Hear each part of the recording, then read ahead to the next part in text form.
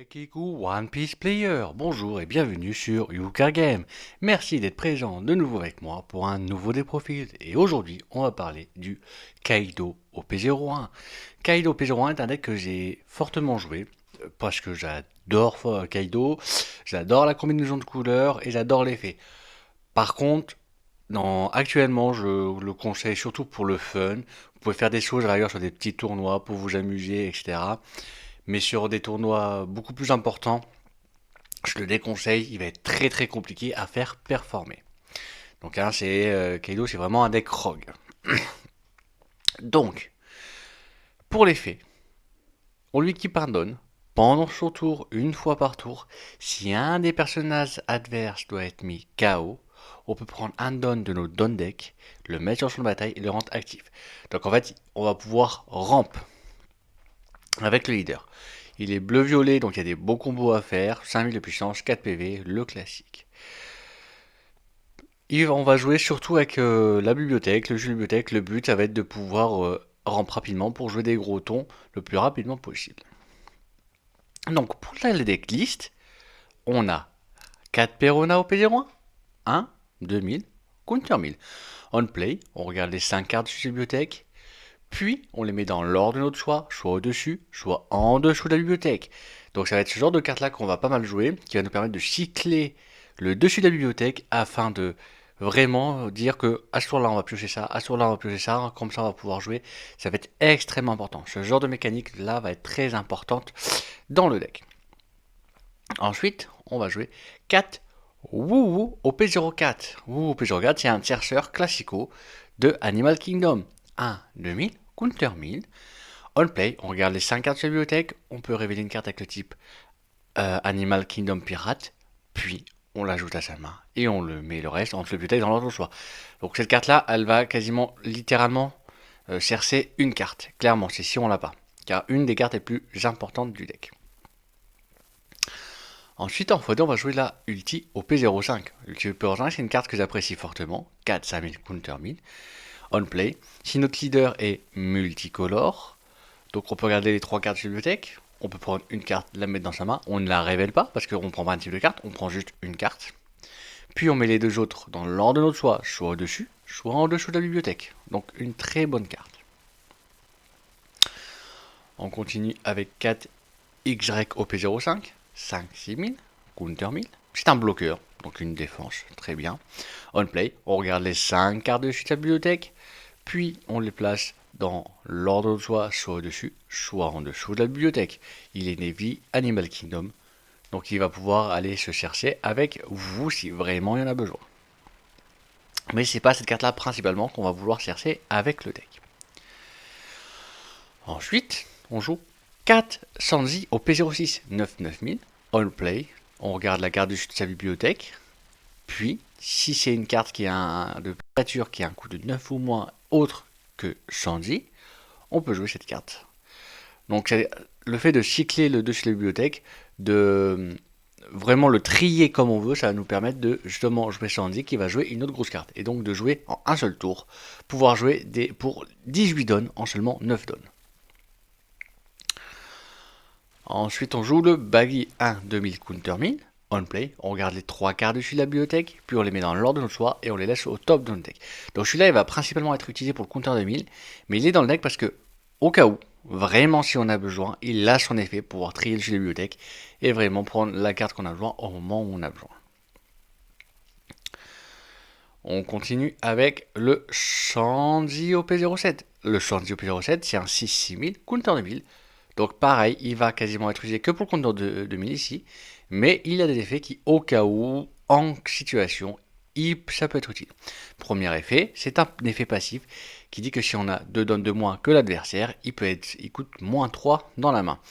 Donc, ça signifie que si l'adversaire a 10 dons et qu'on a 8 dons, parce qu'on a fait beaucoup de dons moins, on va pouvoir le jouer pour exactement 3. S'il a 9 dons, qu'on a 7 dons, etc. Si on a 2 dons de moins que l'adversaire, il coûte 3 de moins à jouer dans la main. Puis c'est un bloqueur, donc ça peut être une très bonne défense. Ensuite, on a le Shanzi OP09, 7 7000 Counter 1000. On play, on peut retourner un don ou plus de nos champs de bataille dans le deck, il gagne le rush, puis on peut rester un perso adverse qui a 6 ou moins. Quasiment tout le temps, ça va être que don -1. Mais ça peut arriver dans certaines situations qu'on fait un don -2, 3, 4, etc. pour pouvoir jouer le Shandy bloqueur. Donc faire une attaque et avoir une défense. On va jouer 4 lots OP09. Donc le chercheur, Air Pirate et Strowat.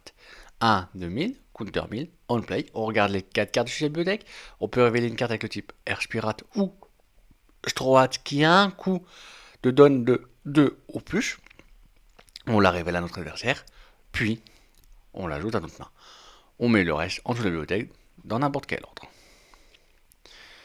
On continue avec 4 Luffy secrètes OP09. Les Luffy secrètes OP09, c'est 9, 10 000, on play, donne-moi 1 ou plus. Puis, on pioche une carte. Et ce personnage-là gagne le rush. Donc, ça fait 9, 10 000 rush, donc ça peut être très très fort. Donc, une grosse agression. C'est pour ça que le fait de ramper rapidement permet de mettre des grosses cartes rapidement et d'avoir ce genre de carte-là qui va vraiment permettre d'agresser le plus rapidement possible. Ensuite, on va jouer le Kaido ST04 en x2.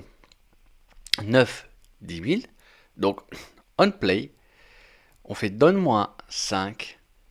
Puis, on peut choisir un personnage adverse qui coûte 6 au moins. On peut le KO. Puis, Kaido gagne rush jusqu'à la fin du tour. Donc, ça va pouvoir de gérer un bloqueur ou une carte embêtante. Puis, rush sur un autre personnage afin de gérer ce personnage. Donc, c'est une très bonne carte. Et suivant la situation, ça va pouvoir nous permettre d'avoir moins dans le adversaire pour que le tour d'après, on puisse jouer le Shandy. Ujoashi, 3 3000, counter 2000. Principalement utilisé pour le counter 2000. On play, si on a 8 dons ou plus, on peut reste un personnage qui coûte 5 ou moins de l'adversaire. Principalement utilisé pour le counter 2000, mais à certains moments, il va pouvoir être utile afin de rester un bloqueur pour seulement 3 et de commencer à agresser avec les autres personnages pour pouvoir finir notre adversaire. On passe maintenant aux events, le seul event du jeu, excusez-moi, du deck. 4 Blast Breast ST04. Un counter c'est pour 1, donne-moi 1. Notre leader gagne plus 4000 pour la bataille. Donc c'est-à-dire que pour 1, on a plus 4000. Donc très très bonne carte défensive. Qui peut aller se récupérer avec Bouche Rouge. Et la carte la plus importante du deck, Onigashima. Onigashima, c'est un stage qui coûte 3, Animal Kingdom Pirate, qui dit qu'on peut le reste, puis si on fait ainsi, on prend un don de notre don deck, on le met sur son bataille reste. Ce qui fait qu'à chaque tour, il va nous permettre de ramp, de gagner un don supplémentaire, et donc de jouer des grosses cartes le plus rapidement possible. Donc voilà. Donc Kaido, c'est un deck que moi, il n'y a pas vraiment de préférence sur Go First, Go Second, ça va dépendre de vous, de ce que vous préférez faire. Soit l'adversaire préfère Go Second, tu vas Go Second, soit l'adversaire préfère Go First, tu vas Go First. Ou si l'adversaire il est comme vous, il est en mode, il a aucune, ça va dépendre de l'adversaire. Ça dépend de dire, ok, bah moi j'ai pas de préférence sur Go First, Go Second. Ça dépend de ce que vous préférez. Moi, le Kaido, je préfère vraiment jouer. Clairement, je préfère vraiment le jouer Go First. Pour commencer à avoir l'agression. Ensuite, pour commencer, il faut absolument en main Onigashima. Si vous n'avez pas Onigashima, vous faites un mulligan pour avoir Onigashima, clairement. Et T1, si on n'a pas Onigashima, qu'on a mulligan, on n'a pas Onigashima, on joue en boubou pour essayer d'avoir Onigashima. Hein, clairement, il nous faut Onigashima. Si par contre, on a Onigashima et qu'on a un boubou, on ne joue pas le boubou, on le garde en main. Ça va être un counter 1000 quand il y aura une attaque à 5000. Mais on va plutôt jouer Perona. Clairement, on joue Perona afin de cycler et voir ce qu'on peut faire. Si par contre on a Onigashima, mais qu'on n'a pas pas Perona, mais qu'on a Baggy, on joue pas Baggy. Clairement. Juste, on fait rien. Voilà, on a Onigashima, parce qu'on a 3 dons pour jouer Onigashima. Mais par contre, pareil, si on n'a pas Onigashima, qu'on n'a pas Woohoo, on peut faire un Perona pour essayer d'avoir Baggy. Si on n'a ni Perona ni Woohoo et qu'on n'a pas Onigashima, on peut faire un Baggy pour essayer justement d'avoir Onigashima. Ensuite, on va passer au T2. T2, c'est vraiment le moment primordial. Donc, c'est le moment où il faut qu'on joue Onigashima. Clairement. il faut qu'à nos 3 dons, ou go first ou go second, dans tous les cas, faut qu'on joue Onigashima. Dites-vous que qu'on soit go first ou go second, les plays vont être identiques. C'est pour ça que c'est bien d'avoir go first, même si on a une carte en moins dans la main, mais on a la première attaque, donc on a la première agression, donc on peut commencer à mettre la pression plus rapidement. On joue Onigashima, ce qui va nous pouvoir de le jouer, et dès qu'on le joue, on le reste, on gagne un don. Donc on passe à 4 dons ou 5 dons. En fait, Onigashima va nous gagner un tour supplémentaire. Voilà, on joue Onigashima, rien d'autre. Si on n'a pas Onigashima, bon bah alors là, on peut commencer à faire un lot, un Wuwu, un Perona. Ça va dépendre de la situation pour pouvoir gérer. Moi personnellement, je ferais plus un Wuwu pour essayer d'avoir un Onigashima pour le tour d'après, ou une Perona pour le tour d'après. Ensuite, on va passer au T3. T3, on a une Onigashima, on a fait son effet. Donc si on est go first, on a 6 dons. Si on est go second, on a 7 dons. On fait un Onigashima et on passe à go first 7 dons, go second 8 dons. Là, l'idéal, clairement, c'est de faire un Y. Donc on a 6 ou 7 dons, donc il nous reste 2 dons. On fait un Y. Donc il reste 2 dons. Avec les 2 dons, on fait un Y pour faire cycler le dessus de la bibliothèque. Alors, en sachant qu'il y a plusieurs solutions. Soit on fait d'abord un lot, clairement. Alors là, j'ai conseillé de faire Wuwu. À ce moment-là, le Wuwu, il va servir vraiment que pour chercher Onigashima, et dans le pire des cas, un Y plus tard, mais voilà. Si on a Onigashima, ça sert à rien de le faire, je répète. Par contre, on peut faire un lot pour essayer d'aller récupérer un Shanji, clairement. Ça, on peut faire. Ou alors, on peut mettre un don sur Kaido. Donc, par exemple, on met un don sur Kaido et on essaie de gérer un petit perso derrière. J'imagine il y a un perso à 4000, un truc comme ça. Tu l'attaques et en fait, ça va pouvoir mettre un don supplémentaire. Et donc, en fait, on va gagner encore un tour supplémentaire. C'est fait que le tour d'après, on sera à 10 dons. Au lieu de 9 dons en go first. Pour le go second, ça va pas trop changer. Donc, si on peut faire ça, ou faire une attaque sur un perso, si y a un perso, ou une attaque simili leader, ça va dépendre vraiment de la situation. Mais sinon, l'idéal, c'est que go first ou go second, c'est de faire un Y. On met. Comme ça, en fait, le but, c'est que le tour d'après, on draw un Shanji. Et une fois qu'on a draw le Shanji pour le tour d'après, derrière, sous le Shanji, on a soit un Luffy, soit un Kaido. Ça, c'est vraiment l'idéal. Dans le pire des cas, on peut refaire un Y pour refaire la même. Clairement. Ou une ulti. Mais l'idéal, c'est un Shanji qui fait un Luffy ou un Kaido. Si, vraiment, avec Y, il n'y a rien qui a eu lieu, on peut refaire derrière une Perona. Clairement. Faut pas hésiter. Voilà, tu fais une Perona, tu mets en dessous de la bibliothèque et tu fais une Perona. Le but, c'est vraiment d'avoir Shanji qui play un Luffy ou un Kaido. Ça, c'est l'idéal, c'est le monde parfait. Après, si vraiment la situation te permet de dire, bon, ok, on va jouer que un Luffy ou un Kaido, ok. On se fait ça. Et en fait, vraiment, littéralement, c'est ce qu'on va faire le tour d'après. Donc, on va arriver à 9 dons.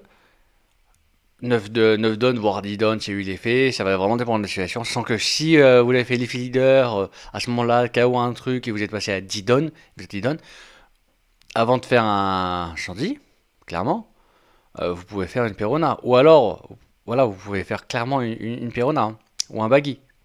Pour vraiment trier, mettre là au-dessus de la bibliothèque les cartes qu'on a besoin.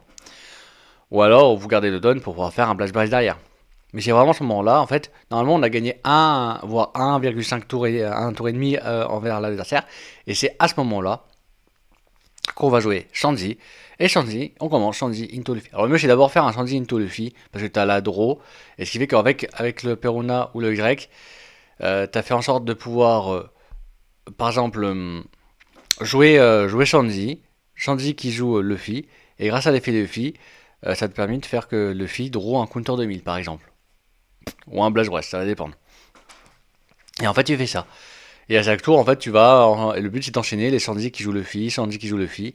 Et t'as le Kaido pour le Shanji qui joue Kaido. Et c'est là où, en fait, là où Johachi et ce Shanji là qui est pas mal, c'est que on arrive. On a commencé, par exemple, on a fait deux fois l'effet Shanji, les personnes n'ont pas été gérées. On a deux Luffy, on a deux Shanji, deux Luffy on board 10 000. Et l'adversaire, il commence à être un peu, on va dire, en PLS. Et il commence à mettre des bloqueurs. Et ben c'est là où ce Shanji là va servir. Justement dire, ok, grâce à mon Shanji, je vais rester ton bloqueur. Ou alors, par exemple, si t'affrontes qui, ça va être l'Oroginante, ou je sais pas. Parce que t'affrontes un Smoker, un Bonnie, un Kid vert, je sais pas. Et qu'il a mis il a un Kid 8. Mais en tout cas, il va servir à reste le bloqueur, avoir un rush. Il va te rester 3 dons. 3 dons, ça fait don moins 1. S'il a encore des bloqueurs, tu mets un don sur le Kaido. Très important de mettre des dons sur Kaido parce qu'en fait, grâce à ça, tu vas pouvoir prendre un don de deck, le rendre actif si il a été mis KO. Et en fait, là, tu vas commencer à faire tes attaques.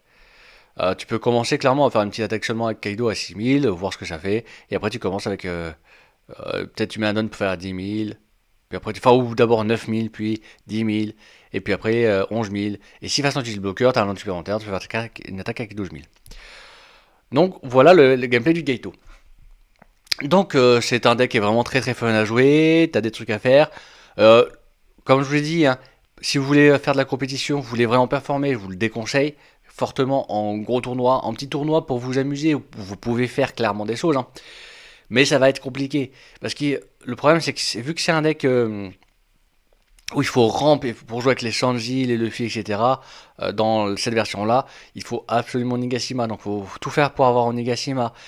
Et vu que son effet, il est un peu dépassé, il faut lui équiper un don et tu peux le faire qu'une fois, clairement. Enfin, tu vas pas le faire qu'une fois, mais tu vas le faire très rarement et ça va dépendre du deck. Certains decks, tu vas même des fois quasiment jamais le faire.